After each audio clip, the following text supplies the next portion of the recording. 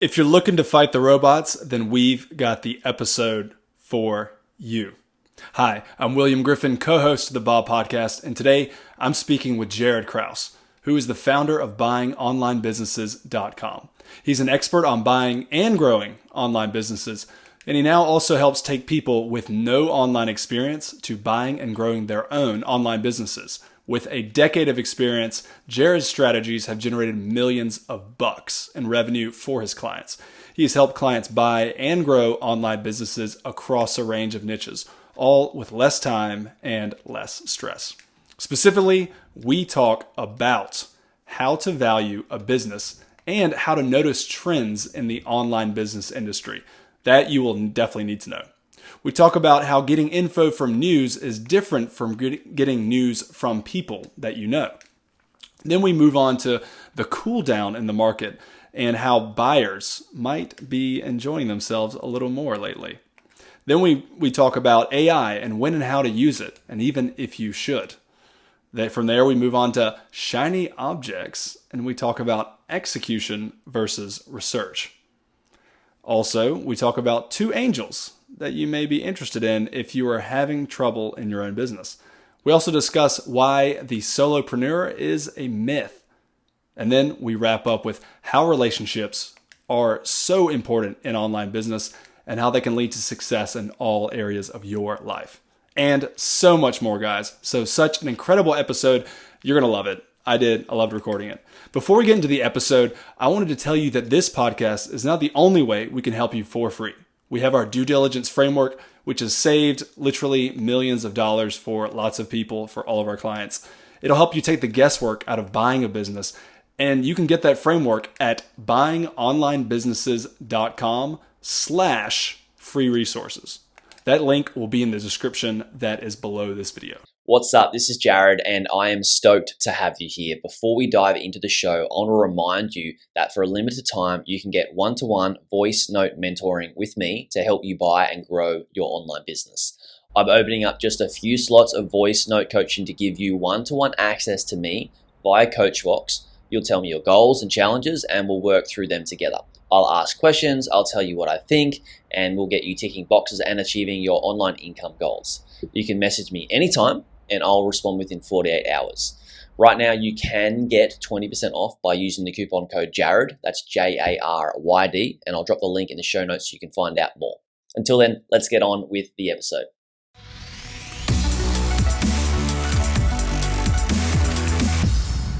Jaryd Krause, welcome to the Buying Online Businesses podcast. Awesome. Thank you. Yeah. I'm here every time, but let's do this. Yeah, let's do it. Let's get cracking. So let's get right into it. I feel like a lot of the conversations lately we've been having with buyers are around valuations. So I wanted to ask you, how do you determine a fair price for an online business, and kind of what factors are you considering when you're doing that?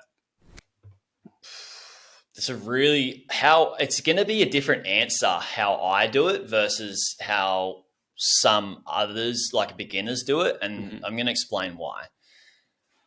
I know the market. There's a few factors. First, step one, due diligence. You absolutely need to know how to do due diligence. And the more data that you get for a business and the better data that you get, the more you're going to be able to determine what that business is worth. Okay. And the second, and anybody can do that.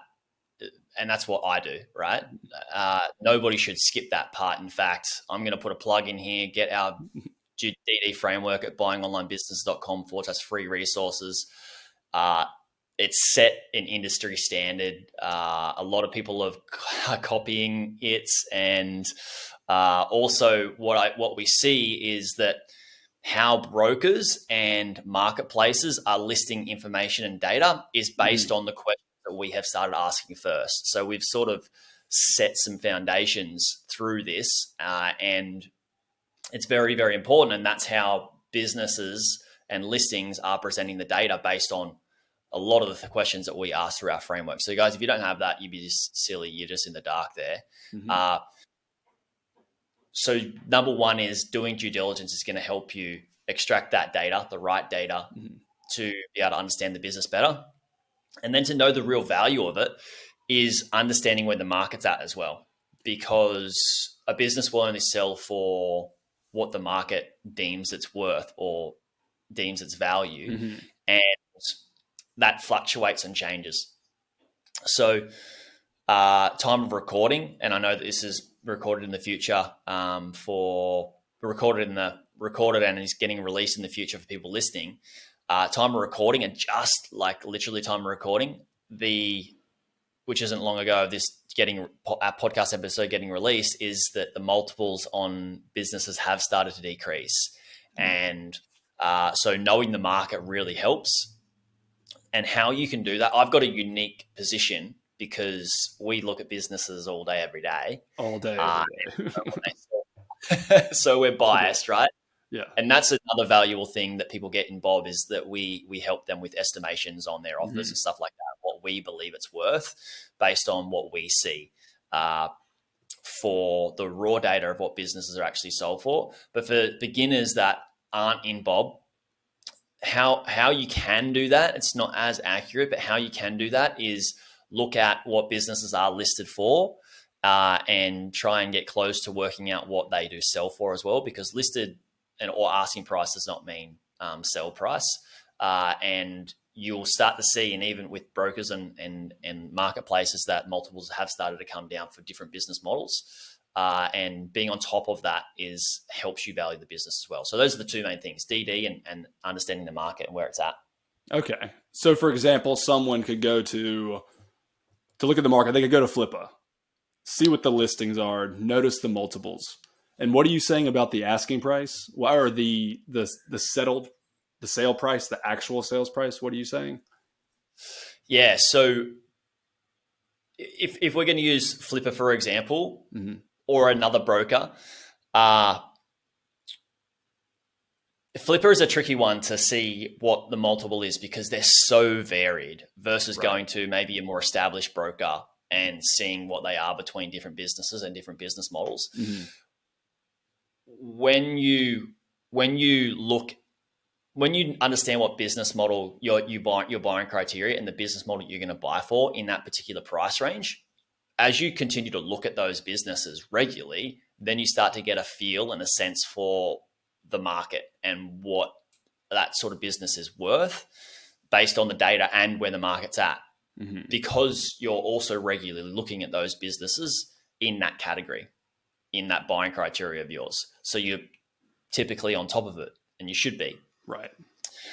And that's how you will gauge it, by looking at the brokers and maybe Flipper in different places and seeing where those multiples are heading, and also understanding the value of understanding what a bad business looks like versus what a good business looks like. And that comes about from doing your DD repetitively and having somebody showcase that to you, like what we do. Right. Yeah. Right? Yeah. So there's that piece. And then you asked about the difference between asking price and sale price. Mm-hmm. Asking price is what a broker or a seller is wanting to sell the business for. It's their listing price, which is the same as their asking price. They've listed it at that particular price because that's what they are saying it's worth. Uh-huh. Let's be real. A seller and a broker want to sell their business for as much as possible. If I was selling a business, I would too. I'd want to make as much money as possible too. Absolutely. And so would everybody listing. So that's understandable. Mm-hmm. But then you've got the market that determines the value of the business, right? Who's willing to hand over what amount of what actual dollar figure of cash for that business is a very different thing, because what it's listed for is not necessarily what it sells for. And typically we see that, there is a price difference between the two. Right. Yeah, absolutely. I mean, the seller wants to get as much as they can, right? And the buyer wants to get as much business as they can for as little dollars as they can. So let's say there's a content website, and that content website 1 year ago, what multiple could it have sold for?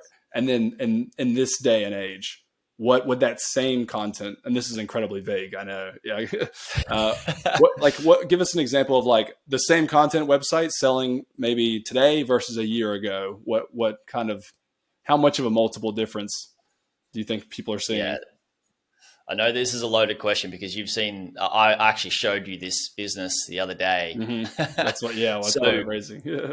Yeah, I'm glad you did. Yeah. I was going through a business and typically I push people towards a no on the purchase. And this business looked like quite a good business. I didn't know the price of it yet. And it probably would have sold for a 42, 43 in mid 2022, start of 2022. Okay. And, you know, early to mid 2023, I was going through and thought, oh, they could probably get this for 43. That's what the multiple is going to be. And it was still up for sale for a 31 or almost a 32 multiple. And that's a 10 multiple less. This is a content site in the range of, let's just say between 70 to 100K. And yeah, I was just in a good niche, and it had a lot of good metrics when I was looking through the business and the DD. And yeah, it's just, I was just like, wow. And our member who bought that business got an absolutely screaming deal, like a really, really good deal. And I guess that's due to multiple factors though. Multiple factors being the interest rates are high. Financing is tougher.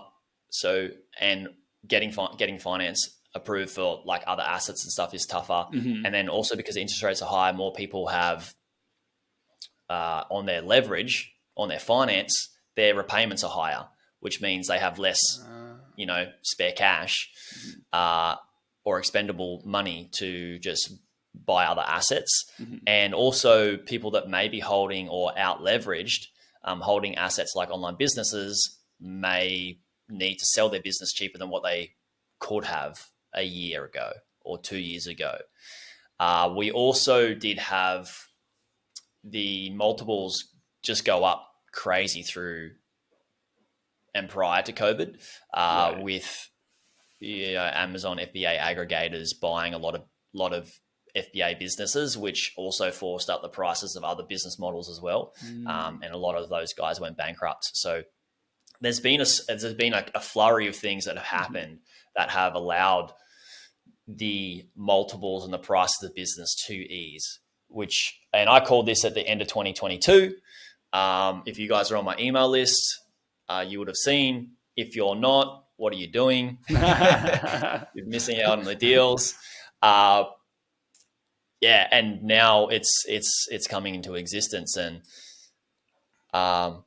it's some absolute deals out there. Yeah, it sounds like it's from what we're seeing, it's becoming a buyer's market. So yeah, and who knows how long it lasts or any of this or that, but it's becoming more of a buyer's market than it was a year or two ago. So it's a good time to have real cash. If you don't use any leverage, it's a good time if you do have cash. Correct. Yeah. You mentioned, you've mentioned the multiple dropping by like 10 for that one specific business. I mean, that's a huge difference. Are there any other ways you stay up with industry trends besides scoping things out, like scoping brokers out and seeing what sites are buying and selling for? Are there other ways you keep a thumb or a pulse on the industry, on buying online businesses? Yeah, I'm an anomaly here, right? Or whatever the word is here, because it's not going to be the same as what I do to what somebody listening is. But the reason being is because, number one, I'm a hermit. I really dislike social media. I know it's controlling and addictive, and I stay off that. And it's not good for mental health. And I'm all about mental health. And so I'm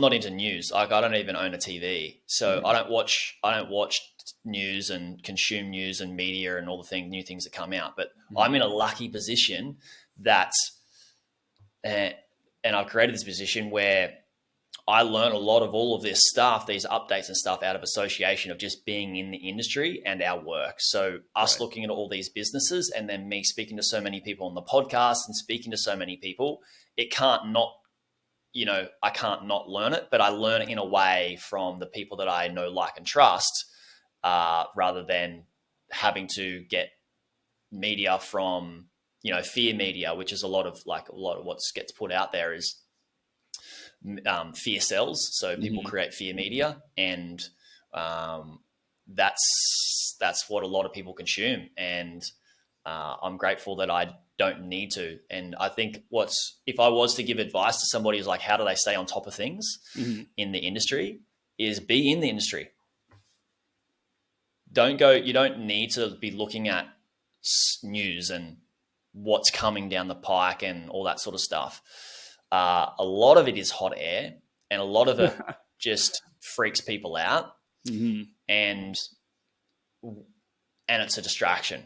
It's a massive distraction, to be honest. Just like this AI thing, it's great. AI is awesome, cool, but you don't need to spend all day, every day learning about what it could be or what it could do when it may never play out, right? It's really distracting people from the results of their own business. I've got a friend, one of my best friends, working in a property startup, and there's two founders, and they want to get it to like a 10 mil val and sell it off. And they're getting there, but the thing is, one of them is really hungry and doing the work, and the other partner is just looking at all this AI things and what they could do in the business, and that person is in that partner is just super unproductive, and there's a clash between these two partners. And that's what happens in your business, especially if you're the solo entrepreneur. There's one person that's driving the bus, which should be you, but you're actually off like chasing like this shiny object of like, oh, how is AI going to change the whole revolutionary of online businesses? Nobody freaking knows. And it's all speculation until real things happen. Like things like drop like ChatGPT, and we're like, yep, we can actually use that for this, and we've got proof proof of use. So my word of warning to people is like, if you want to stay up to date on the industry, is be in the industry, do your DD, look at businesses, and without you having to flood your newsfeed of shiny object syndromes and things like that. Yeah, I love that. I've never thought about it that way, of like, there's multiple ways to get new information from the world. And if you get it from real people, sometimes that can be a nice buffer, and it's building a relationship versus getting it from the news or from a screen. It's like getting it 3D or getting it 2D. And one's may be way better for us as people, it sounds like. Yeah, it's so nice to get it from a human being that you trust, because that human being that you trust is going to filter it in a way that's more serving to you, rather than like, you're going to die if you don't know about AI. Yeah. Yeah, the hook, the fear-based hook that's just like nuts. Yeah. That excites us, ignites us. Yeah. I like the example you gave of the two, one entrepreneurs. If there's a pair, a partnership, one's executing and one's researching AI, and that can be a real problem. And I totally see that amongst a lot of people, including myself. Like, there's like an angel on each shoulder. One angel says execute, and the other angel says go look at 20 different shiny objects and then never execute. And it's really cool, because I would urge people that do have that part of themselves of like, oh, I need to stay up to date of what's going on and what could possibly happen that may never happen. Ask yourself, if you've done that for a year, that portion of you, or that part of where you spend that time in researching, doing R&D and working out like what is going to be happening in the future and how you could be more productive and all that sort of stuff.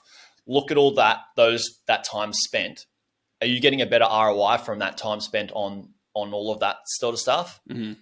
Or are you getting a better ROI of like, I've just got to get this task done? And typically, and I find this is what happens when entrepreneurs become parents, is typically that all that shiny object syndrome stuff of like news and whatnot and all that is just like, poof, it's out the window.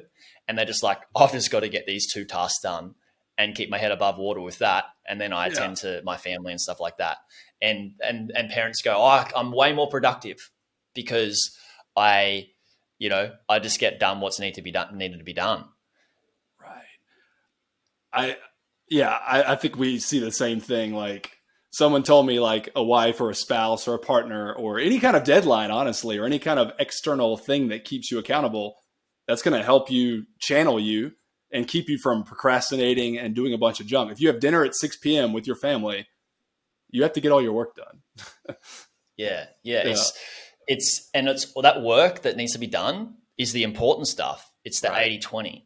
And I've been saying this for years and years and years and years, and I'll continue to say is that if you want to grow your business, you focus on the most important tasks, the 80-20, that are going to get the results, and you do more of what's working and less of what's not working. But yet people still go, I'm going to try find other things that may work for the business and blow a lot of time and money on that versus like, oh, this one thing's working. How do I just lean into that more? Right. Yeah, you'll be more direct and you'll be able to eat dinner earlier. So it's just better. It's better. So guys, if you're listening to this podcast, Jaryd Krause is telling you to go get a spouse, basically. No, I'm joking. He's not saying that. But real life can help us be channeled. Real life, or a full life and other people, and these things all can be together and help channel us for good for different facets of our life. Yeah. I'm not saying the way to grow your business is to have children at all. But yeah, there are some good, like it's been a weird week of just not a weird week, but interesting. At the start of the week, I was having some chats around, and for everybody listening, I don't have children, love kids. And there is, whether you have children or not is, something you should consciously decide. I think very consciously decide. Yeah. I would hope so. You mentioned AI earlier, and honestly, that's one question I was going to ask you. I've been looking at some shiny objects myself lately, including AI.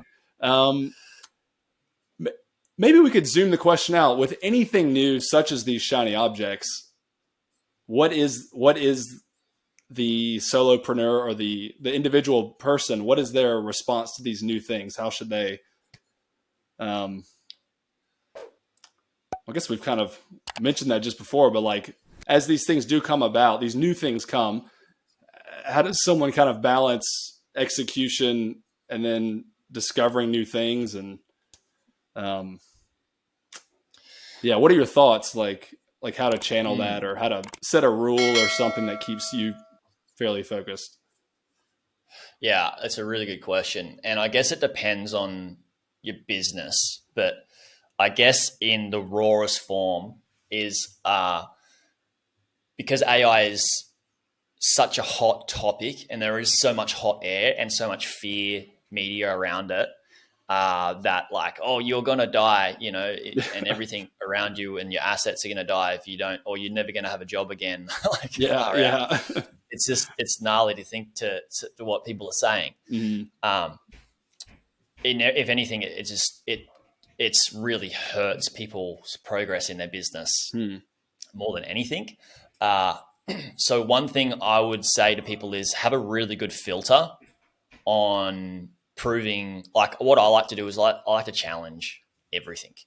Like a lot of people will mention things on like how you should grow your business and stuff like that, or like how to use AI and all that sort of stuff. I like to challenge everything. And so that's one way to go about it. But if you were to start using AI to grow your business, I would not drop the strategy that you're already using to grow your business or to run your business. I would keep the same strategy because it's working. In fact, what I would do is what I mentioned before, is lean into it even further and see how AI can complement that process or system or make it better, without going, oh, I need to use AI to, now I'm going to, like, if you're a blogger, oh, I'm going to use AI to do all this video stuff or all this audio stuff, where it may work, it may not work, and it could just be a massive time waste and money waste, right? Versus like, oh, just getting content created. Like, you can just create better content with AI and use it to your advantage, rather than, oh, I'm going to get distracted and try all this new things. And if the AI tools and the suggestions that people are shoving down your throat, wink, wink, nudge, nudge, are not actually helping your process that you already have that's working, then work out how you can make them help that process. And if you can't, just get rid of it. Don't use it. Right. And then when something else comes along, maybe try that and test it, versus like, oh, all of these AI tools are great and you've just learned 20 of them. And how do I make all of these 20 AI tools work in my business, when you may only need one or two to make the process that's already working in your business better? And if you can't, don't fret, because something will come down the line in 2 or 3 years' time that will make it better. And you don't need to go away and spend 100 hours searching for that when it may not yet exist, and then waste all of that time. So if anything, it's funny to think how we're adopting. I believe this is a very broad thing. Like, I'm adopting AI so damn slow compared to what everybody else is. Yeah, so damn slow, because it's just, I know I'm going to spend a lot of time wasted and a lot of money wasted on things that aren't going to be exactly what I know what my business needs. I know what it wants to grow, and I don't want fast growth, right? Fast growth is great, but what goes up really fast comes down really fast. Typically, you get something so hot and heavy, and you just can't contain it, right? And how do you juggle all that work? It blows up in your face. It's happened to me in my business before. So fast growth is cool, but most people can't sustain it. And I forget where I was going with the fast growth thing, but I'm a slow adopter, because I would rather a lot of other people make a lot of mistakes, try out these tools, burn and waste their time, and then go, yep, I've tried 20 of these, and the one thing this is really good for, and I only use this one AI tool, because the rest were just a waste of money, waste of time, didn't really help me be more productive. Cool. I'll let other people do that. That makes complete sense, because that's the philosophy of buying a business versus building one. You're saying, oh, I might as well buy a business that's 2 years old that's already working, versus trying to go start from scratch, essentially. It's the same with new technologies, you're saying. Yeah. And look, do I seem stressed about AI? No, not at all. Uh-uh. And I don't know as much about it as most people. And then I save myself time and money, but what's really, like, time is probably the most valuable thing, but just like, I think almost as valuable as time is saving yourself stress. Okay. And I just don't fret about, like, oh my God, this new AI, how do I make it work for my business? Right. Or this new thing, I just don't fret about that, because I know that when change comes and it comes to the crunch time that I need to change something, I'm going to do it.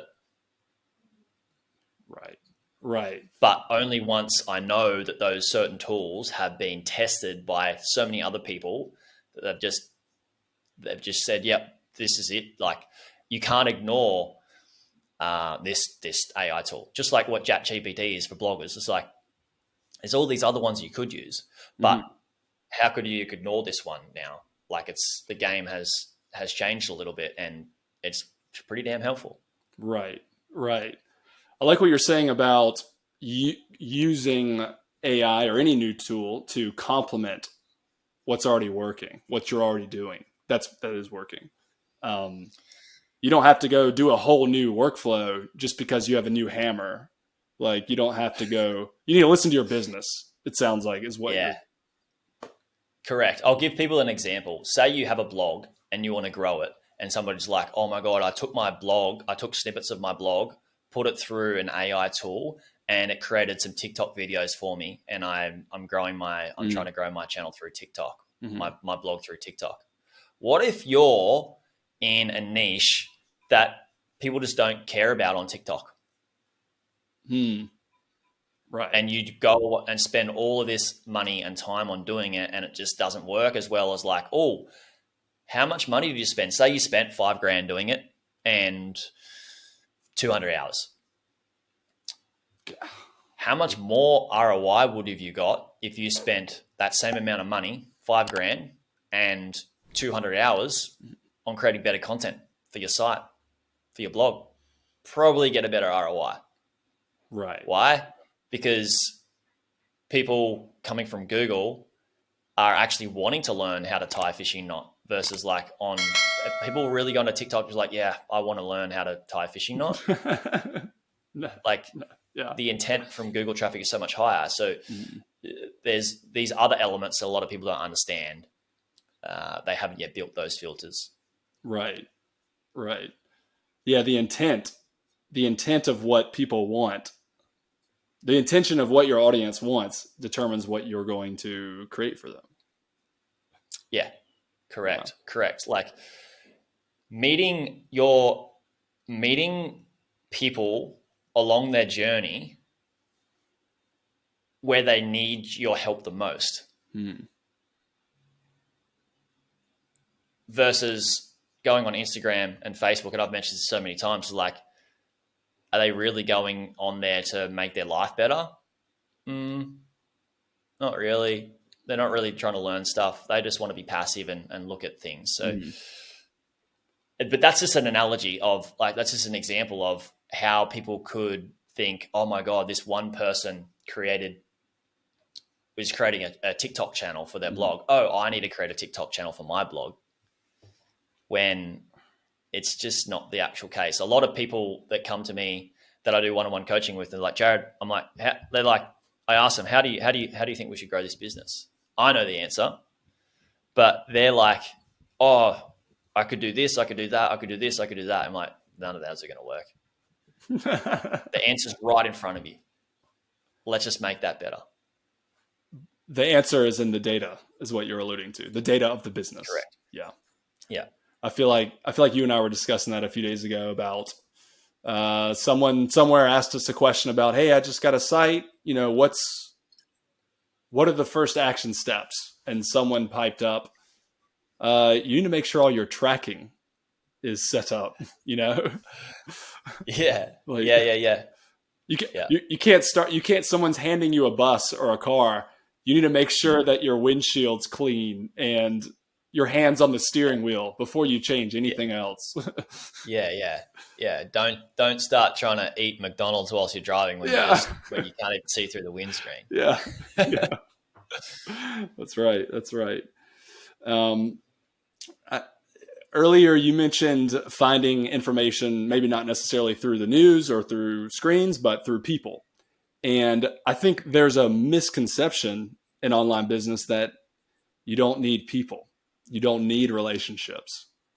Could you speak to that? For someone's new to the space, how should they be viewing or approaching relationships? This is such a good question.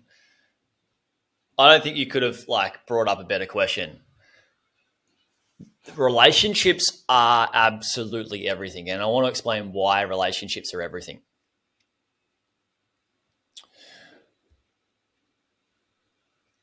You could not live in this world without relationships. Number one, a relationship to your mum to be born and father, at least. You don't need to have a relationship with them afterwards, but that relationship yet existed, right? Right. And without that existing, you would not exist. And we can't actually operate our lives in this world without people that come pick up our rubbish, people that grow the food on farms, people that bring that food to our shopping centers, people that run the shopping centers. Relationships are so damn important. And when you're buying an online business, how are you going to find businesses without having relationships with people?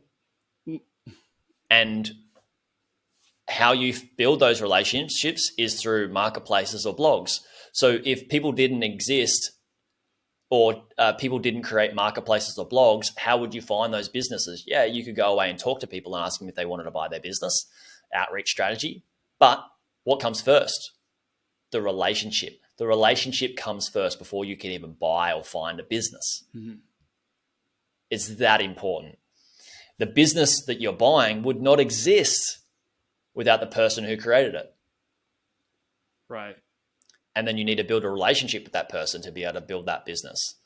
And then all of these relationships that you build, if you are a valuable person and people like to have a relationship with you, Mm-hmm. and you don't, I'm not saying that you need to know a lot about online businesses, but if you're just a nice person that somebody trusts, they're going to want a relationship with you. Mm-hmm. If you're going to give them money as well for a business, great. And it's worth upholding that relationship and keeping a good reputation among relationships. So, and the more relationships you have and the better your relationships are, the better your life can be. And I wouldn't say it's just about quantity of relationships. I would talk about quality of relationships. So if you had a few really good quality relationships with people in the online business space, number one, somebody that you bought the business off, they can help you a lot. The maybe 2 or 3 other people that you're looking at buying businesses from, maybe they had some good ideas to grow a blog or a business, Mm-hmm. and then maybe a mentor and maybe some other people in the community, which is what we actually do in Bob, is we facilitate relationships. That's why we have networking calls. That's why we have a community, and people don't actually feel alone. People are so damn valuable on your journey of like, just even being able to speak to somebody else that's bought a business and having them share their experience is absolutely relieving. Yeah. And absolutely supportive in a way that people didn't understand. So relationships are literally everything. None of this would exist, and you would not exist, the listener, without a relationship. Yeah, absolutely. I want to harp on that again. Like wait, if someone's looking to buy an online business, really looking to do anything in life, if you don't have a community of people who are facing the same struggles and who you can't speak with, or you're not able to speak, if you're a lone wolf, anything you try to do is going to be difficult. And I think that's especially true in online business because it is inherently, you're not near people already. It's already a challenge. So if you're never growing relationships, as if you're trying to buy an online business or grow it, then you are going to be you could more demoralized than you need to be. Like, yeah. Think about let's just say let's just have a goal, right? And that goal is success. And what success looks like is to buy a business and grow it. Or just the first step is just to buy the business. mm-hmm. Let's compare that and have that and see how that can run parallel to somebody that's successful, a successful runner. Most people know who Usain Bolt is. Right. Was the fastest person on the planet, maybe still is, not sure, right? But how did he get there? Not by just running the track alone by himself. He would have had a coach to guide him. He would have had a trainer in the gym. He would have had an osteopath, physio, chiro. He's got somebody like a Nike sponsorship, sponsorships that help pay for all of that, his whole team. Anybody that has any level of success, especially if it's an individual, people think it's an individual sport. It's it's not an individual sport, right? He gets the glory, right? He runs the race, but it wouldn't have happened without the whole team. He wouldn't have achieved that level without the whole team. And just like I do in any venture, is I try and build a team around me of amazing people. If I get into real estate, build a team, right? And that team does not need to be, I'm going to hire somebody full time to do this work for me. You could have a contractor. A mentor can be a contractor. You could pay per month, per year. Mm-hmm. Your team, you can have a team of contractors that can help you. Just like if you would run a blog, you could have a team. You don't need to hire your writer full time. Mm-hmm. You could just hire them on a contractual basis. But they're a part of your team. So absolutely, to achieve anything, you need a team. And that comes back to mention what you said before. It's just relationships. Yeah, absolutely. There's no glory in just being alone. It will be much harder. You may potentially fail, more likely fail if you're alone. And yeah, I mean, what's the fun in it? There's no fun. Well, there is none. Yeah. Because unless there's no, I wouldn't say there's no, maybe not fun, but there's no fulfillment. Yeah. One thing that I've learned in my life, and I learned this from traveling. This is what I consider to be the most valuable thing in life is I went traveling and I thought, all right, the most valuable thing in life are experiences, right? And experiences are so damn enriching.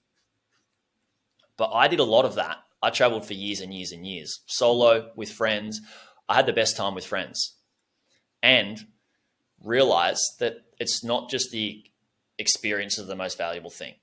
It's experiences with people that you love. And the reason why I believe it's experiences with people that you love, and that's the most valuable thing in life, is that when you have those experiences with people you love, you get to reminisce those experiences again and again and again and again.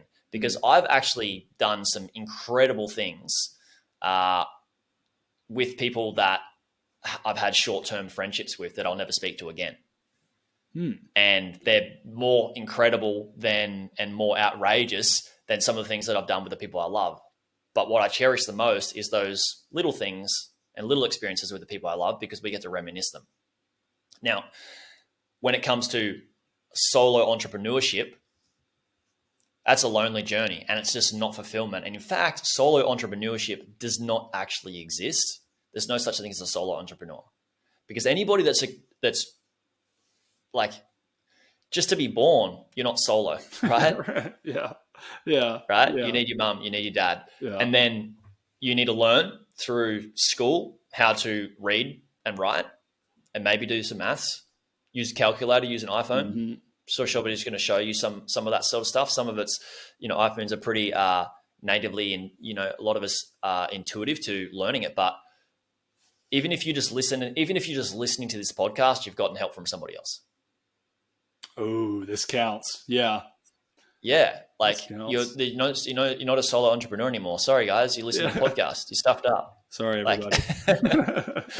Yeah. So yeah, that's the solo entrepreneur thing is just an ego metric or vanity claim. And to piggyback from what you're saying, you got to remember the relationship. So yeah, you mentioned all these relationships that form and go into someone doing anything. Also, you got to remember that in business, it's about you serving and having a relationship with all your audience or customers. So to say that there's no relationship or that relationship isn't important, you're saying, well, then who are you going to provide value to? You have to have an audience or customers. Spot on. What about such great insight? Such great insight, William. Yes, exactly. Yeah. I got the question the other day. Someone was like, what they're considering buying a business and then ways to grow the business. Maybe having an email list was an idea and how to find out what kind of email content the audience would want. And I think one option is to ask the audience, to use that relationship and ask them what are your thoughts on that?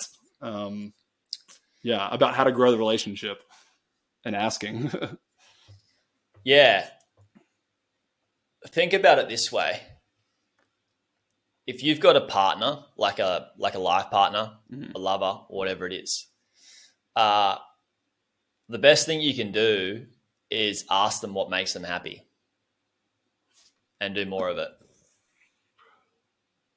You mean they don't just want me to cut the grass and that's exactly what they want, because I assume you hear that all the time. Like, I don't know what his or her problem is. I do X, Y, Z, but that may not be what the other person wants.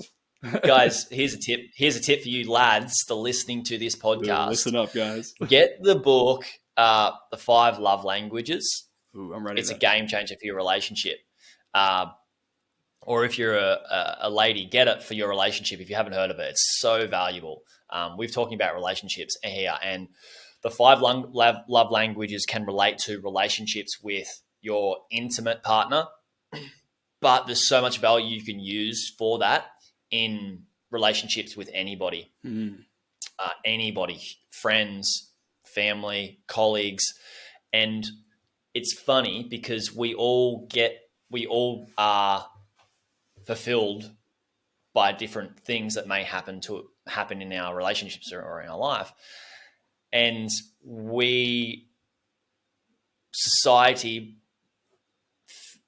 out of association, feeds us ideologies of what may make your partner or your friend or somebody happy, right?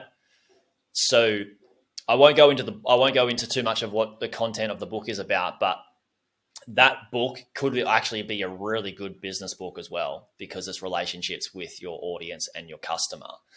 And yeah, it's out of this world valuable. Just why would you, I might have this idea of what's valuable for everybody in the Bob community, and I put it out there and people was like, cool, thanks.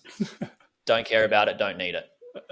So what do I always do at the end of most videos is I ask people, did you find this valuable? If you didn't, what would you find valuable? And can you give me feedback?